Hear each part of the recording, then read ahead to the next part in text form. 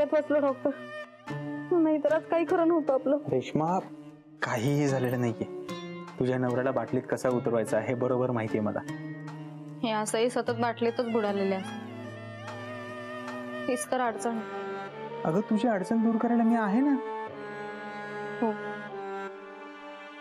तुम्ही सोबत असला ना डॉक्टर, या आयुष्यातल्या सगळ्या अडचणी दूर झाल्यासारखं वाटतं. त्या टिम्पलला बघणार. पैसे बाजूला काढून ठेवलेत का? हो, आणते.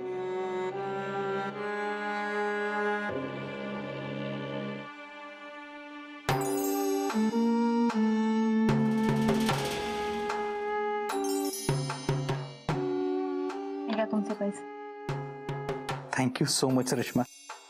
हे काय केलंत ना फरक थँक्यू म्हणून? हे मी तुमच्यासाठी नाही करत आहे, माझ्यासाठी करते. मी नाही राहू शकत तुमच्याशिवाय. मला आता सवय झाली आहे तुमची. तुम्ही सतत आजूबाजूला असावं, माझ्याशी बोलावं असं वाटतं. रेश्मा, अगं मलाही नाही करमत तुझ्याशिवाय. मी तरी काय करणार? दुसरा पर्याय नाही का आपल्याकडे? मग काढा ना काहीतरी पर्याय.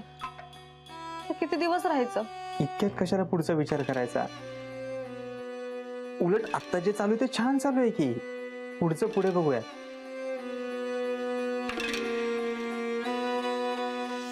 आत्ताचा क्षण एन्जॉय करूयात.